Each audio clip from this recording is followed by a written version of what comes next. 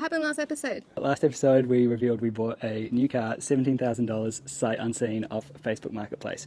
What could go wrong? We can now reveal today that that car, not to keep you waiting too long, is a 1986 Toyota 4Runner. On today's episode we're going to try to work out what's wrong with it. We're going to clean it up a bit so it looks a bit more presentable and see if we can fix it up so we can get a roadworthy for it. Let's go. So we did get a roadworthy test, and what did it say? Okay, so it's failed on windscreen washers, Yeah. brakes and tyres. Yeah, so we can fix all those things, easy. I hope so, brakes might be a bit challenging. Yeah, let's see. But we've got Supervisor Ham, so we should be sweet. Yeah, and what's the plan for today? I thought Ham was doing all of it. Yeah, Ham's doing all the work. He's on cleaning duties. He's a mechanic by trade. No, so we've brought the vacuum down, so we'll give it like a real good clean up. Not that it's in bad condition or anything, like I'm pretty impressed, but needs a bit of a vacuum, a bit of a wipe down, and I think that's me done. Yeah? Yeah. Alright, let's give it a proper check out. Okay, Amy, let's check out the tyres. What do you reckon? They're meant to be really smooth, aren't they? I don't think tyres are meant to be smooth. That's okay. What about the other ones though? Oh yeah, smooth. And oh, this one's not as, oh no, like through here it's quite smooth, hey? Yeah. Okay, looks like we need at least 3 new tyres. I reckon this is probably the best condition one, hey? Maybe take it to the end of the street and back? Yeah. Yeah. Safety first. God, she's a looker. So is the car. Okay, so it's not blown any smoke, which is a very good sign with the engine. A little bit of a cold struggler, but that's pretty normal with these old carby cars. Should I try again? Yeah.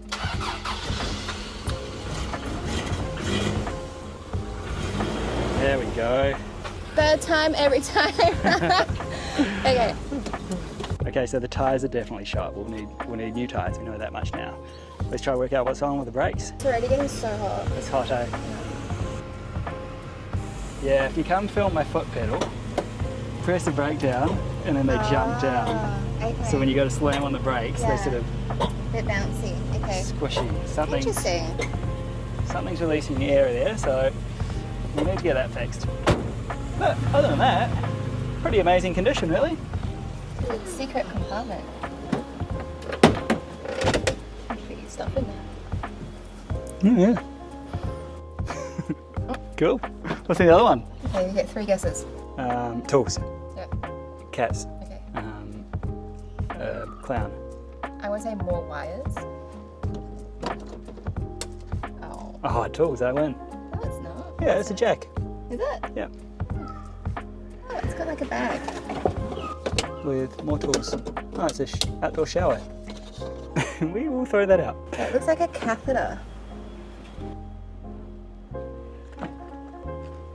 Okay, so we found this bag in here which I was about to throw out thinking it was an old outdoor shower, but you know what this is actually? This is the washer spray bag for this washer here, which is obviously being disconnected at some point when they took the roof off. Okay, so while Amy tackles the cleaning of the inside, I'm gonna have a little look at the brakes, see if we can work out what's causing this weird vacuum suck. Okay, now the first way to check if your brake boost is working is to pump your pedal. Pump your pedal till it goes really hard, and then hold it down while you turn the car on. If it's working, your foot should soften up a little bit as the vacuum starts going through the system.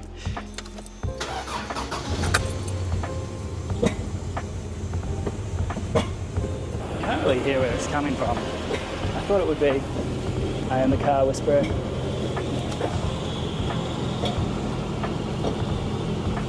Okay, well, doesn't really help, but thanks. Okay, so in the engine bay here, we've got the brake booster, brake master. Coming out of the booster, we've got this vacuum hose. And on this vacuum hose, there's a one-way valve, which means when the engine's sucking air, it's sucking it and not putting it back in. But if that valve gets stuck, we would probably end up with a problem with the brake booster, right? So let's check that.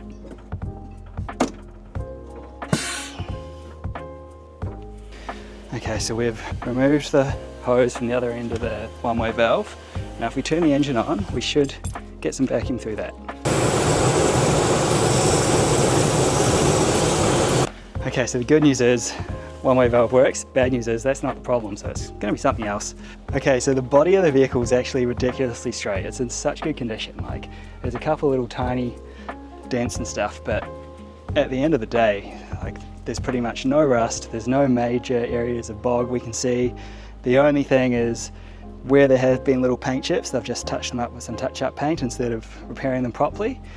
And it kind of looks like it's being cleaned with a scruffing brush, which has taken off all the sort of shine you'd normally get on a paint job. Now look, we didn't get it to be some sort of show pony, so we're not too concerned about that, but we probably will give it a bit of a polish up and see what we can do with this original paint. See if we can get it nice and shiny still. Okay, now one of the other reasons we chose this car was what's under the hood. So it's got the 4Y carby engine, which is the same thing that we've got in both of the vans. Now, not the most powerful engine, but very reliable, very cheap to replace, and with a couple of little upgrades we can increase the reliability. So what we're going to do is replace this distributor with an electronic one, which is way more reliable, and that's pretty much it. Okay, so we've given the car a clean and a little bit of a look over. It's polished up very, very nicely, as you can see. What do you reckon? Yeah, pretty good. Everything's in super good nick. We didn't really find any rust. Everything inside is there and schmick as it should be. So now to get it back on the road, we've got to come up with a to-do list now, the best part. Okay, so first up, we've got to get the tyres sorted. And then plus minus new rims. They're kind of the wish list. Okay, second on the list, we got fix the brakes. Okay, that one we might need to outsource, but we're going to try a few things at home and see if we can sort them out. Third on the list was fix the windshield wipers, and we can tick that one off already because it was just short on fluid. Woo. We're going to install an electronic distributor and an engine guard and get it roadworthy. Okay, I forgot one last thing, and that's painting this lip white to match the van. Wish us luck.